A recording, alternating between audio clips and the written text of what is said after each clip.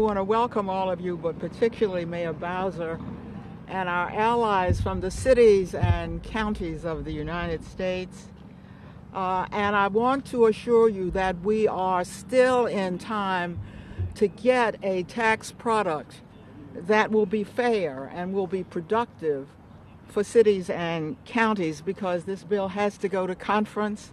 The House bill is always the worst bill. And it's interesting, Mayor Bowser, in order to do things for the District of Columbia, to keep mean things from happening, I've got to go to where we don't have a vote, the Senate, very often. So I'm not particularly concerned. This is the first draft.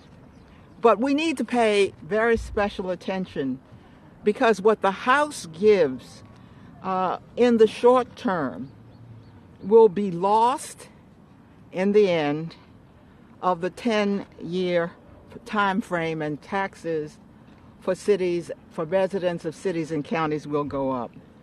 Now, Mayor Bowser, D.C. taxpayers are the biggest losers.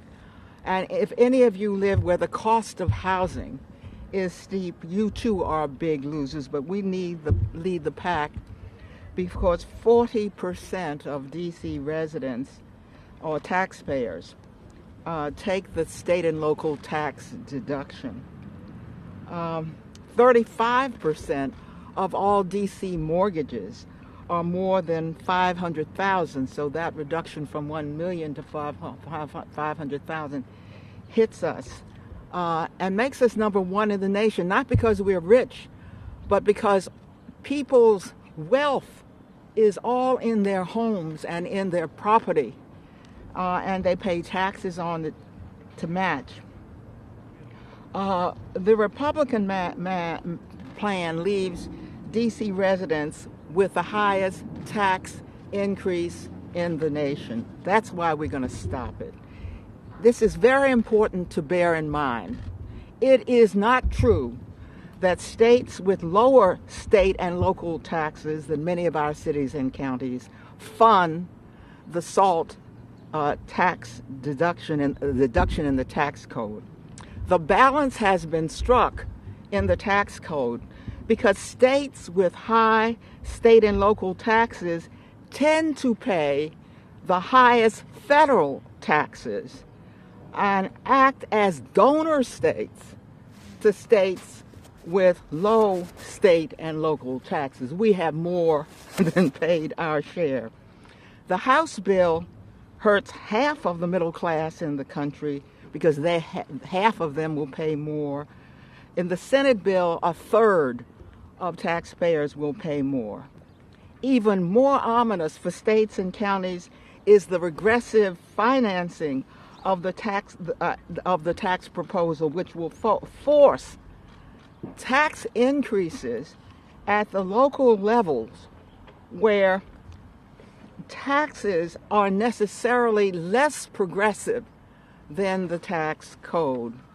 Now, there will be direct, near-term benefits, that is to say, cuts.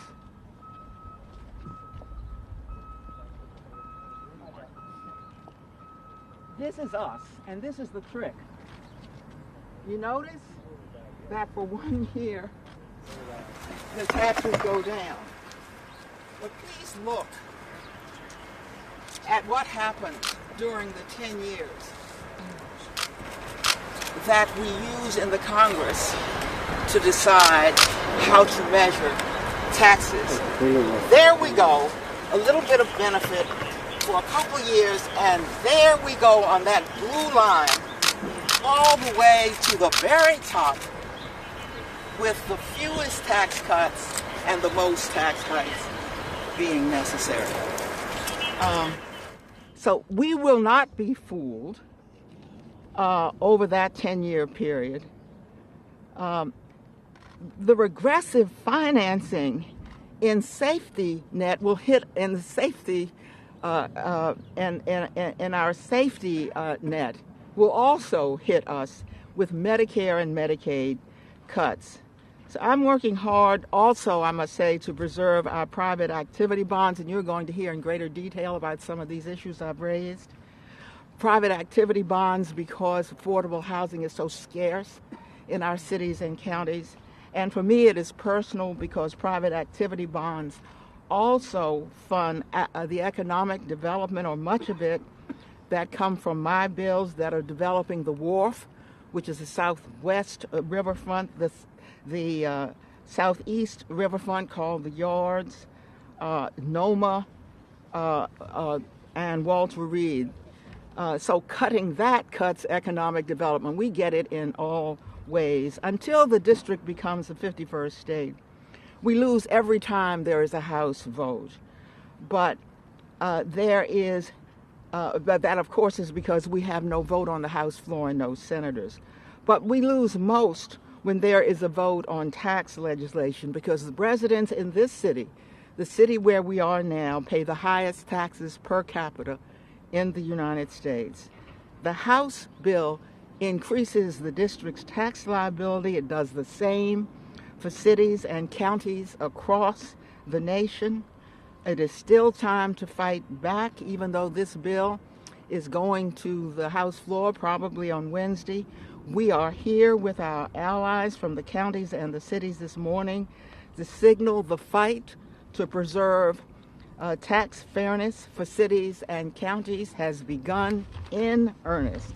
And now it is with great pleasure that I introduce our own mayor, Mayor Muriel Bowser, to discuss further the D.C. impacts. Thank you, Congresswoman. Well, good morning, everybody. And I am honored to join Congresswoman Norton in talking about the tax bill that is moving in front of the Congress and the devastating impacts that it can have on Washington, D.C.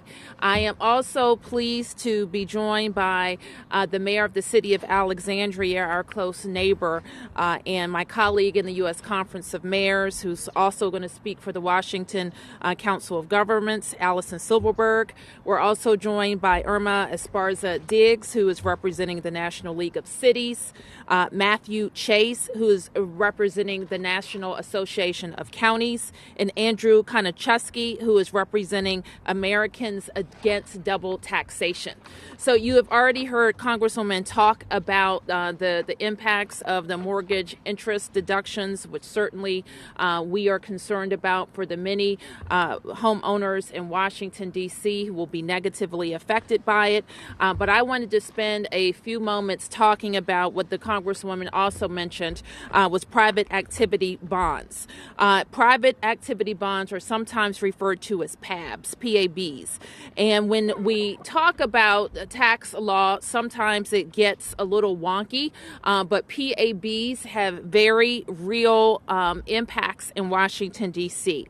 They are a critical source of financing for important projects and programs, including our very infrastructure, economic development, and much more. Let me just give you an example of a few projects in D.C. that have been helped by PABs, including the Cesar Chavez Public Charter School, museums in Washington, such as the Spy Museum, and our great universities, including Georgetown University. The elimination of PABs would particularly devastate affordable housing, including housing for veterans and families that everybody here, the Congress speaks very forcefully about ensuring. But if they remove and eliminate PABs, they would devastate our ability to help our most deserving residents. The D.C. Housing Finance Agency, for example, and I'm pleased to be joined by Todd Lee, who is its executive director, has used PABs as a companion to our 4% low-income housing tax credit, or LIHTC, to help usher in really historic investments in affordable housing across D.C. Since 2010, PABs have funded more than 9,000 units of affordable housing in D.C. They have also been used to leverage more investment, an additional $650 million in private equity through use of 4% low-income housing tax credits. This system has helped deliver more than $2.5 billion in total development. That development is at risk with this bill. So it's clear that our very effective use of this tool has contributed to our ability to preserve and to produce affordable housing in Washington, D.C. And for this reason, we call on every House member to vote no on this bill. The Industrial Revenue Bond Program would also be impacted by the elimination of PABs. It would virtually make it impossible for us to continue that program. The Industrial Revenue Bond Program provides access to tax-exempt financing to help businesses and nonprofit organizations renovate new buildings and construct new ones, to make tenant improvements, and to purchase additional capital by securing interest rates up to 4% lower than traditional loans. More than $9.5 billion has been issued through Washington, D.C.'s IRB program since 1994. That's almost $10 billion in investment that would be at risk with this bill. Participants in the IRB program in D.C., for example, have included the Capitol Hill Day School, Georgetown, Spy Museum, and Gallaudet University. We also utilize another tool called the New Market Tax Credit. The House plan calls for the elimination of new market tax credits, which help increase the flow of financing from private investors into D.C. projects. Some of the projects include the D.C. Canal Park. The Far Southeast Strengthening Collaborative has used it in a current development that it is providing for a new sit-down restaurant on Martin Luther King Avenue in Ward 8. New market tax credits has also helped finance public charter schools, including the Thurgood Marshall Academy Public Charter School. The elimination of this tax credit means less funding for D.C. schools. So for that reason, we call on the Congress to vote no to this bill. Make no mistake that the elimination of state and local deductions or SALT deductions take money out of the pockets of D.C. residents. And we also call on the Congress to vote no on this bill for that reason.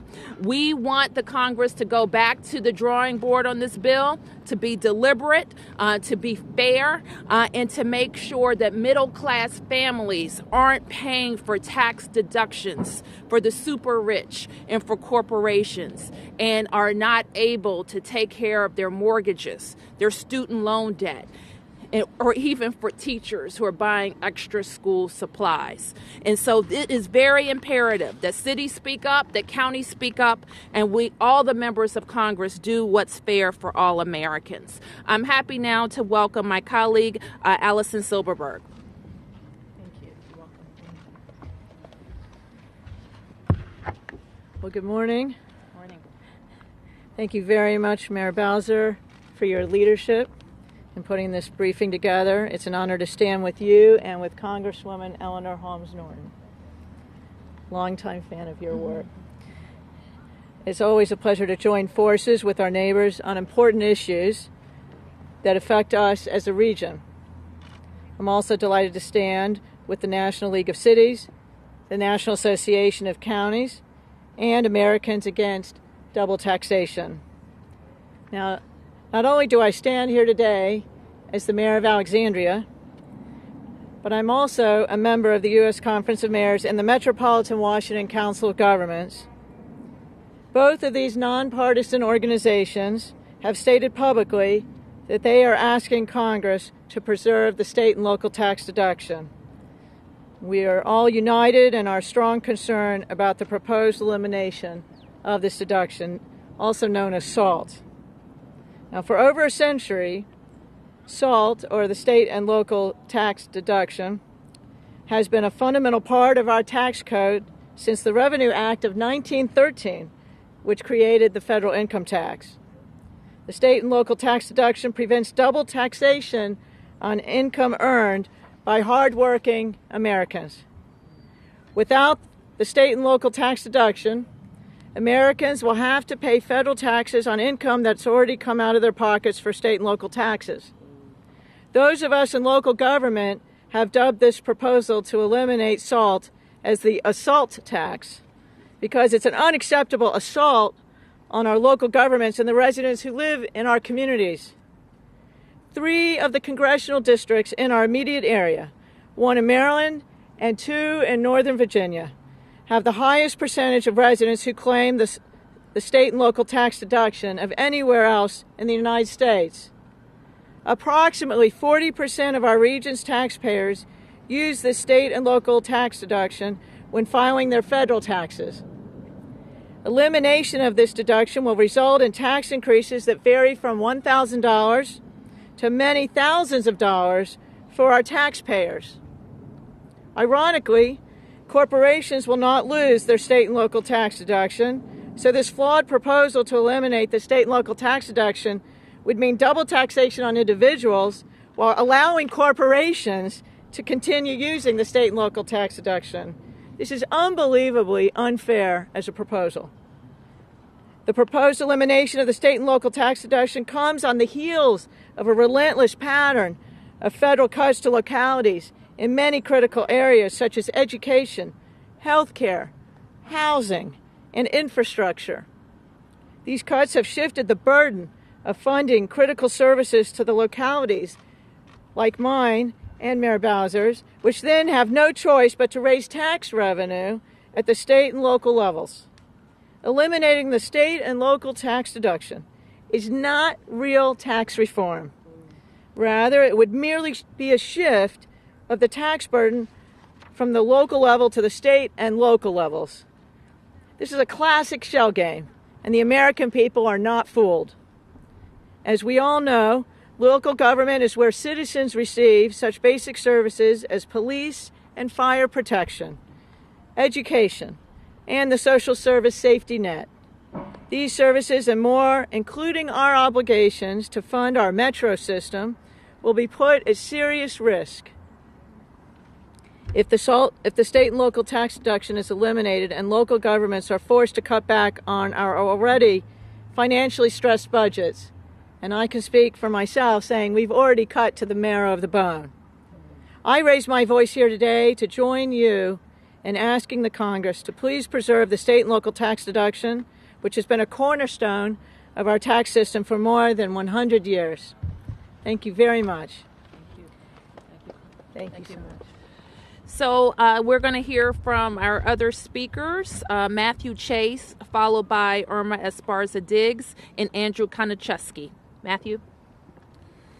Good afternoon, and thank you, Mayor. I'm going to add our voice of the National Association of Counties in calling for Congress to restore the state and local tax deduction. As you just heard from the mayor, it's been around since 1913. And it's important to understand that it even dates back to Alexander Hamilton and the Federalist Papers in talking about the concerns over the federal government dominating the taxation of our residents. SALT was imposed along with the exemption of the tax-exempt municipal bonds in 1913 to avoid the federal dominance and intrusion over state and local tax decisions. We want to support our local neighborhoods, our communities, and our states making decisions that benefit their residents. The concerns of our founders are actually becoming real today, where we are seeing a massive federal revenue grab of about $1.1 trillion for temporary individual tax cuts that, as the delegate mentioned, spike after 2020. This provision, as we are told, was aimed to punish the blue states, but in reality, it punishes all of America's local communities. It's about starving state and local governments of our revenue. Right now, we are dealing with public health crises across the country, including the drug crisis with opiate and heroin. We're dealing with public safety issues, as well as disasters. A vast majority of our counties across the country are trying to recover from really historic disasters. And we are also looking at this provision really starving our schools. We also think it's a double standard that corporations can continue to deduct their state and local taxes, even their taxes to foreign governments, and yet our individuals cannot deduct their state and local taxes. It also hurts charitable giving. They have been selling this, that the doubling of the standard deduction will help. Meanwhile, you'll pay more taxes on your federal income, and it will provide a disincentive for charities for charitable giving. We think this will put extra burdens on state and local governments. As charitable funding declines, the demand for their services at the state and local level will increase, and therefore we'll continue to see cost increases. It's important to note that once SALT is lost for our state and local residents, we'll never get it back. The tax breaks, the tax credits are temporary, and yet SALT has been a permanent part of the tax code. Once it's lost for good, and we'll see the largest transfer of revenue from the state and local level to the federal government. So the National Association of Counties supports local control. We support the ability for our citizens to make decisions, and therefore we're calling on Congress to preserve the state and local tax deduction, as well as the interest on private activity bonds and tax-exempt municipal bonds. Thank you. Thank you, Mayor. Thank you, Congresswoman, and my state and local government colleagues for being here today. My name is Irma Esparza Diggs, and I'm with the National League of Cities. As city leaders, we know that our federal tax code is complicated and in need of simplification.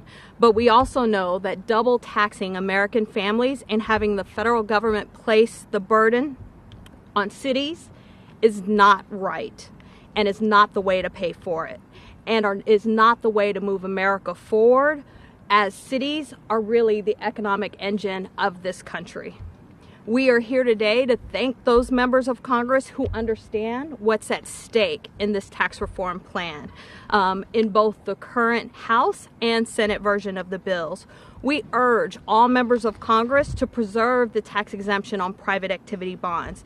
They help spur private investment for projects such as healthcare facilities, airports, schools, universities, water and sewer facilities, and commuting centers. We thank the Municipal Finance Caucus, chaired by Representative Hultgren and Rupersberger of Maryland, for their leadership in this area. We urge Congress to preserve the advance refunding authorization. Repealing the advance refunding authorization is a direct hit to municipal budgets because advance refundings are specifically and exclusively done by local governments to achieve debt cost savings. And this has saved not only taxpayers, but municipal governments millions of dollars. Again, as my colleagues have stated, we urge Congress to preserve the state and local tax deduction. No federal law or legislation should preempt, limit, or interfere with the constitutional or statutory rights of state and local governments to develop and operate our own tax systems. We urge Congress to preserve the new market tax credits and the historic tax credits. The historic tax credits specifically encourage the redevelopment of historic and abandoned buildings, and the new market tax credits significantly increase private capital to small businesses and local entrepreneurs working in distressed communities. Both would be eliminated under this act. In other words, Washington cannot pass the cost of tax reform on to America's 19,000 cities and local governments. There is a long history of a federal-local partnership when it comes to moving America forward. Provisions in this tax reform proposal not only alarm us as city leaders, but jeopardize that historic relationship. Cities need Congress to create a tax reform proposal and plan that supports local economic growth, and we ask that Congress stand with cities to support our nation's economy. Thank you. Thank you, Mayor Bowser, Delegate Norton. My name is Andrew Kanishevsky. I'm speaking on behalf of Americans Against Double Taxation. We are a coalition of organizations representing state and local government officials, and our membership includes the National Association of Counties, our friends at the League of Cities, but also realtors, educators, public safety officials, and more. Groups that will be impacted if the state and local tax deduction is cut or eliminated in any way. And that's the main goal of our coalition, the full preservation of the state and local tax deduction. Now, we've run the numbers, and make no mistake about it, many middle-class taxpayers around the country will see their taxes increase if the state and local tax deduction is cut. Middle-class homeowners will experience a double whammy. In some cases, their taxes will go up while their home values decline. And as you've already heard, the Washington metro region will be one of the hardest hit areas in the country. Now, we've already heard about the impacts in D.C. I'm going to provide a little bit of data on Virginia to illustrate the impact here. In Barbara Comstock's district, for example, in Northern Virginia, many middle-class homeowners will see their taxes increase by as much as $2,300. That district is the Virginia 10, and it includes all of Loudoun County, as well as parts of Fairfax and Prince William counties. Likewise, many middle-class homeowners in Representative Whitman's district will see their taxes increase by as much as $2,100. And that district includes Stafford County and parts of Prince William and Fauquier counties. And we're not the only ones making these claims. Independent analysis has shown there will be tax increases on the middle class. And in fact, Speaker Ryan and Majority Leader McConnell have essentially admitted that some middle class taxpayers will see their taxes increase. It's not just middle class taxpayers who will suffer if salt is cut. Cutting salt threatens essential public services such as education.